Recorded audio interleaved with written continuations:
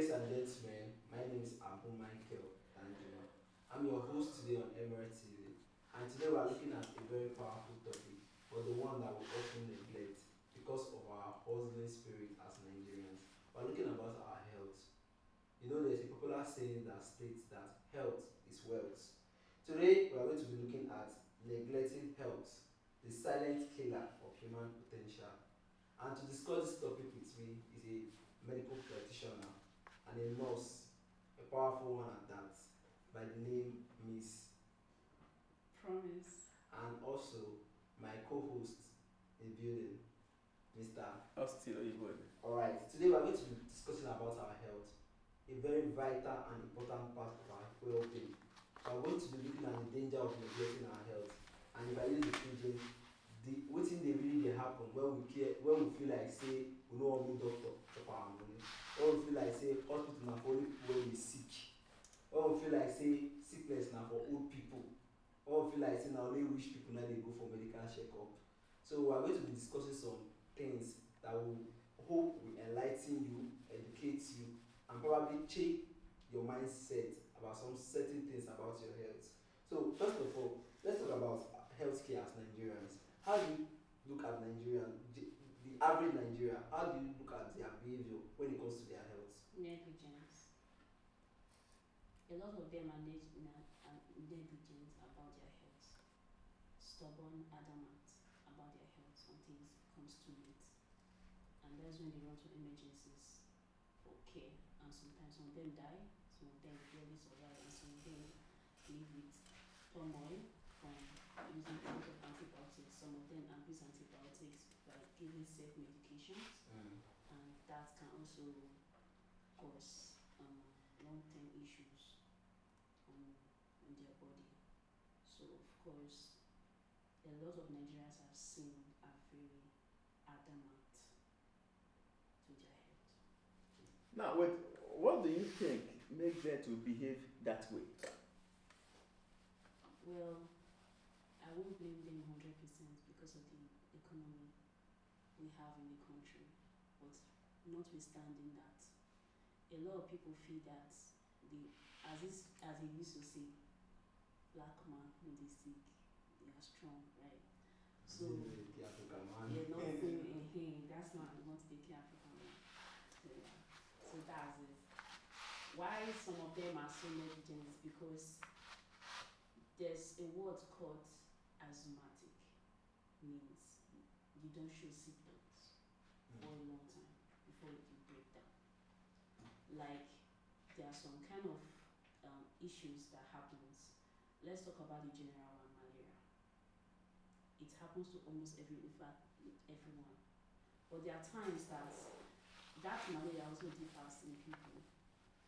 There are some people that once they want to get sick with malaria, they go plus, like triple plus, and that is very dangerous and that can kill. Some even 1+ can kill you. Do you understand? So it depends on the intensity of what you are treating. There are a lot of people that like what some people will say, I go block. They do say it.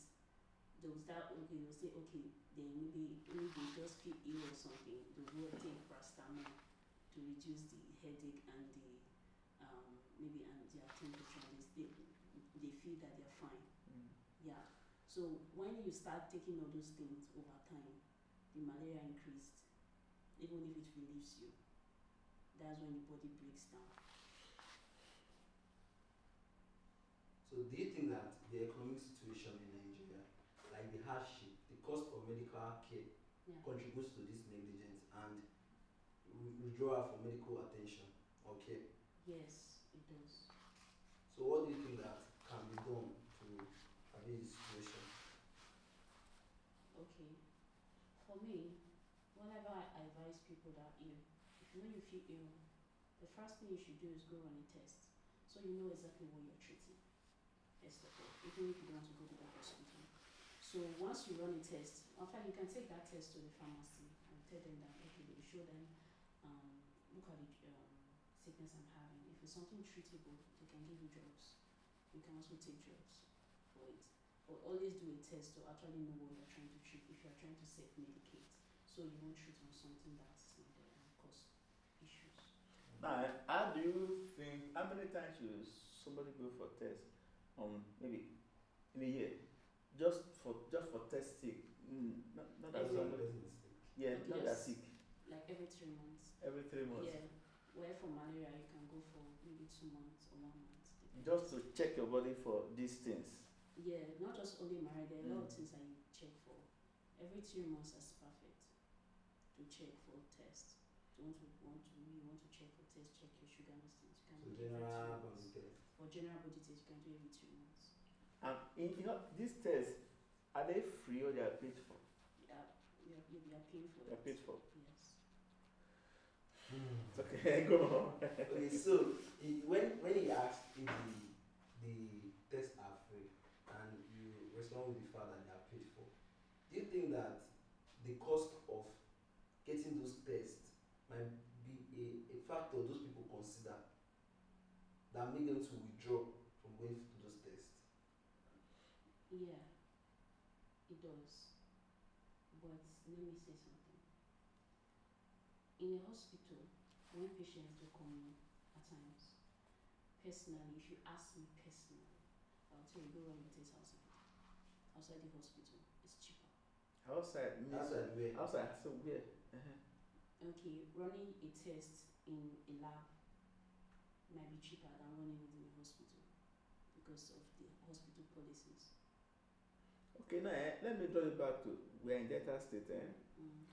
The Delta State government and even the FMC, this what they call NIHS in Yes. FMC, Mm. NHIS. Then in the state government, they have a contributory health scheme. I don't know if you are aware of it. You may not be aware of it.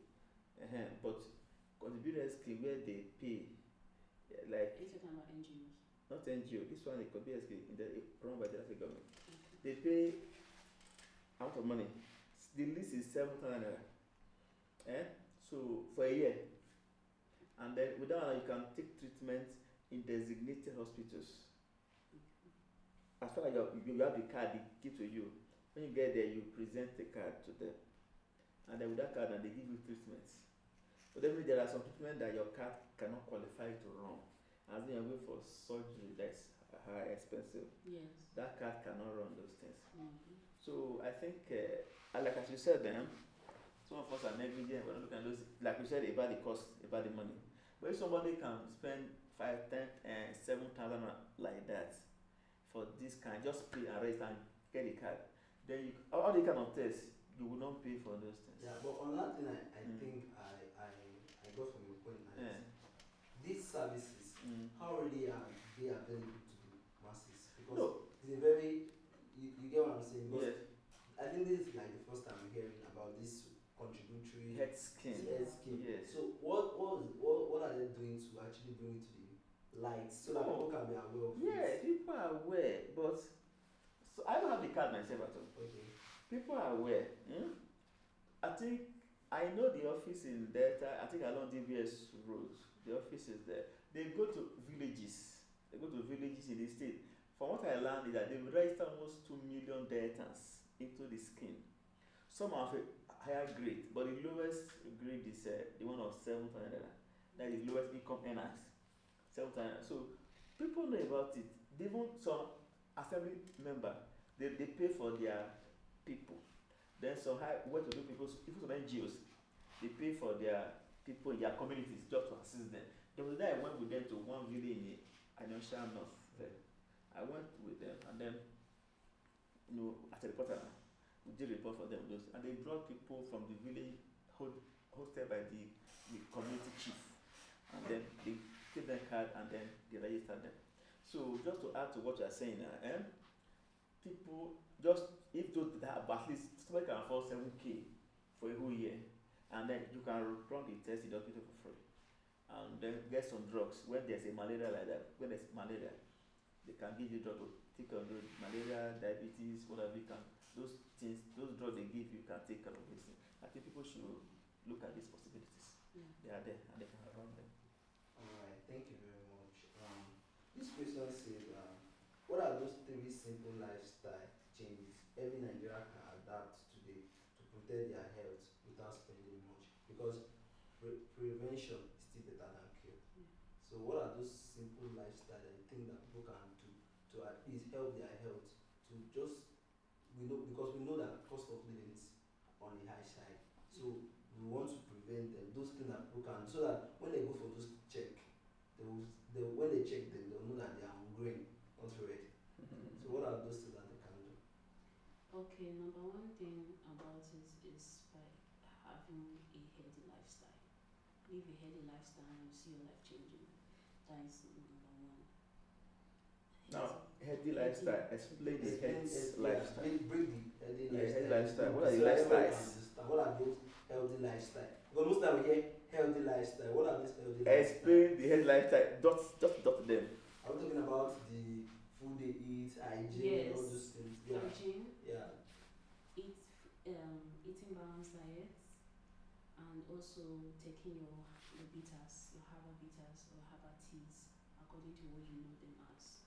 That, and also try and exercising. Exercising reduces a lot of issues in the body. Try exercising. So also try taking if possible, try to take cheaper supplements. Supplement helps, goes a long way in helping you as a person. It also reduces your sickness level. Yeah. So that is more about living healthy.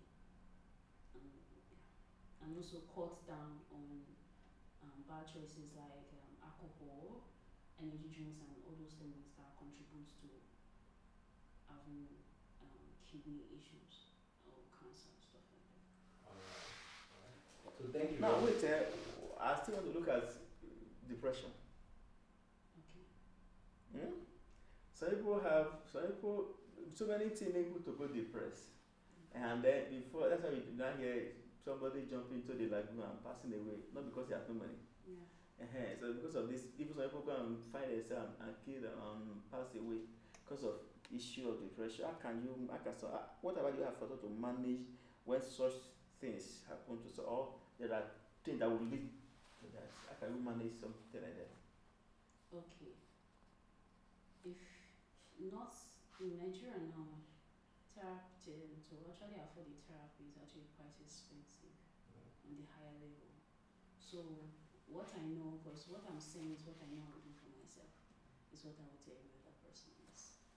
There are tricks to depression that you can actually get through, because many of us have gone through that in our lives and we came out of it. So what I know I advise is silly but worse, is that sometimes cry, not because you're weak, but because you are trying to release emotions. Don't say because you are crying you're weak. You're weak. Don't say you're not weak. Crying releases that stopped emotions in you. It actually releases, and if once you finish crying, you will even see that you're happy. So crying is a way to release stock emotions in your head. And also screaming in your pillow. You can scream in your pillow. You can even write. You can write. This AI, thank God for AI. It has saved a lot of. It has saved a lot of people. Yeah, it's giving therapies. Yeah, it actually works. So you can just download an AI if you have a browsing phone. Just download an AI. Like the one I use is DeepSeek.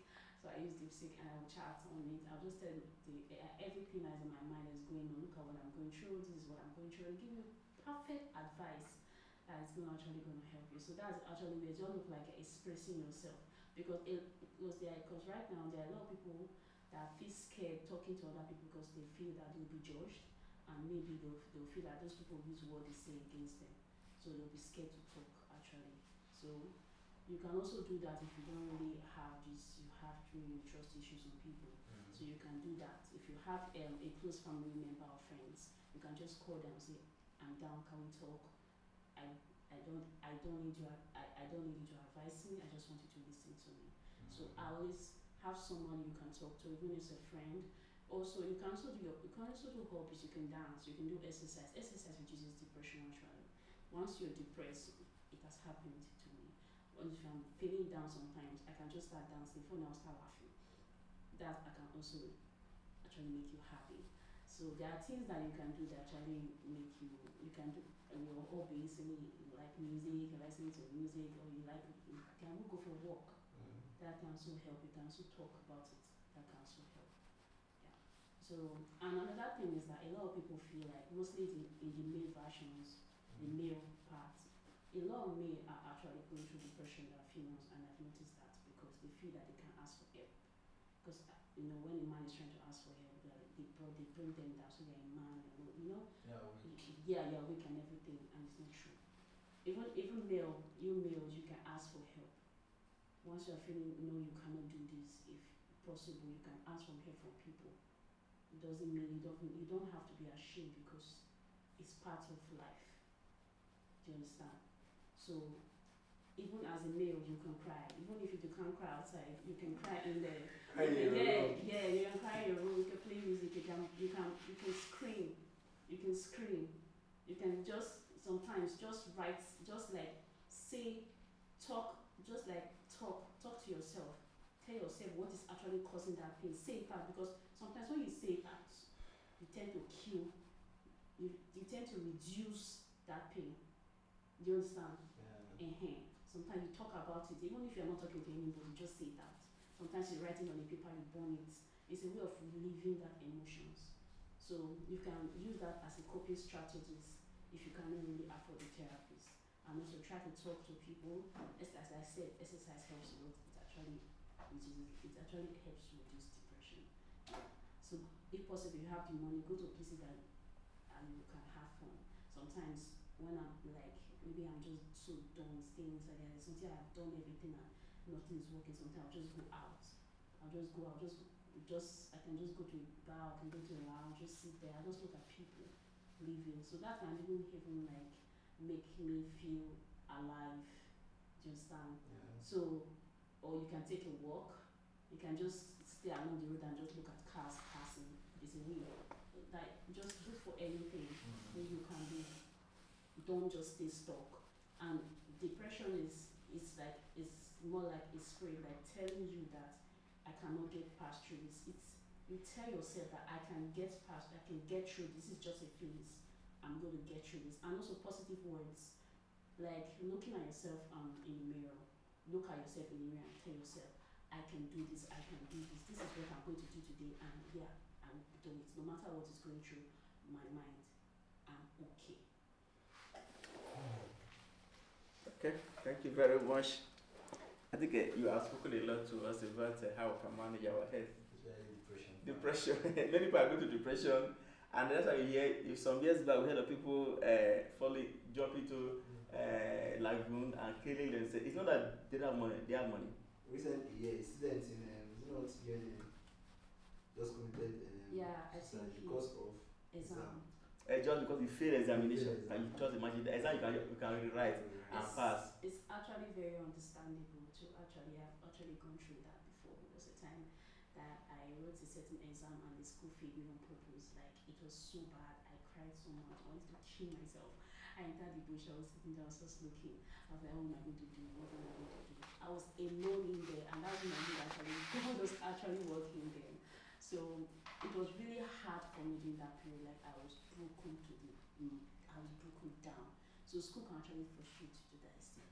So what were some of the things you did to come out of that situation? Because I believe so many people will see your video, so many people will see this video, so many people have that experience. So to help them, so what are those things that you did during that process to help you come out from the situation you found yourself? Okay, what I do whenever I'm in pain, I inspire myself through pain. Through pain. Yes. Use your pain to inspire yourself. Use your failures. Never look at failures like you are not a failure. Failure makes you grow. So if you fail, you can always do better. So use your pain. Use your pain to inspire yourself. Like an example, there was a time when I was very slim. So I used to have chubby friends and everything. So they used to tease me. They used to normally tease me. So it really affected my self-esteem. So I was like, okay, what can I do to gain weight? So I wanted to go to the gym to actually gain some muscle. So when I went to the gym, there was a woman there. The woman bullied me. I even left the gym crying. I was like, so you understand now. So I was feeling so sad and broken. So what I did was I took my phone. I said, okay, if I can't go to the gym, I'll do this at home. Then I had self discipline. I disciplined myself. Yeah. So what I did to discipline myself is that discipline. I wrote everything and like a to-do list on a book, and I taught my brain that you must follow that thing. Sometimes when you write your to-do list on a book, your brain tends to follow up than when you actually think about it. Yeah. So I wrote what I needed to do on that to-do list, and every morning my spirit would just wake me up and say it's time to do squats, 250. Now, if I don't do that squat, I will not rest until I finish it. So that was how I started doing exercise, and I said that almost like the old sadness and also the mood disappeared. I was even feeling more confident in myself. People like, you look good, you look good. So that still started to improve my confidence in myself. So yeah, so I did that to-do list and also discipline myself well. So that was how I put together goals, even in terms of reading, in terms of exams. Sometimes in Nigeria educational system, what I really see is that school actually makes you fail. You don't want you to pass because you want to make money. So of course, so when you fail, it's not a reason for you to be sad. It's a reason for you to I will do better, and you would. You will do better than that. So most times, more when someone fails, they look at maybe the lecturer failed them or something. No, you don't look at the failure. You look at yourself and tell yourself, my failure is not the end of me. My failure is just the beginning. So you push further. Thank you so much.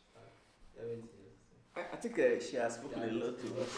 So anybody around over there, this is a complete package. But I think people that are watching us outside there. Talking from experience. Yes. So experience they say is a best teacher. So those outside there that are passing through such experiences, I think we have learned from Nurse Promise. I think she said a lot about what if you are passing through depression or whatever, any health challenge at all, you should brace up. She said something about use your pain to inspire yourself. That's a big statement. A big statement. But some people find it difficult to run along that line. It takes training. It's not easy. It takes training. It takes us a lot of emotional intelligence. It takes a lot of emotion. It takes a lot of emotions. It's not. The road is not going to be easy. As I'm saying, it looks like it's easy. It's not easy. You're going to cry still. There are days that you feel like you don't want to do this anymore. You want to just die. You just want to kill yourself. No. Even if it's hard, just keep going. And another thing I want to tell the viewers is that learn to master emotions. How to master emotions. Learn to control your emotions. Know when to act and know when to react. That can really help you a lot in life. Know when to react. Yes, that can help you a lot in managing your emotions. Learn how to master emotions. There are books you can read. You can read online. You can also go for AI. It can also help you. So start watching videos on YouTube if possible to learn how to and start taking it in your life and start learning. Because I learned how to manage my emotions, and that's what really helps me a lot in life. There are a lot of things that happened that would have broke me, but because I was able to manage my emotions at that particular time, I was able to skip through. Alright, thank you very much. And I wish we can just continue on this trip, but it seems like our time is up. Yeah. And I know our viewers have learned so much because personally I have. So we are encouraging you to subscribe, like, comment, share your experience with us. Like Nurse Promise said, when you have, share it there, share. Tell us what's on your mind. Don't leave the comment section empty. Tell us what's on your mind. What do you want to hear? Drop your question. She's already right here. She's going to give a feedback to you. Until we come your way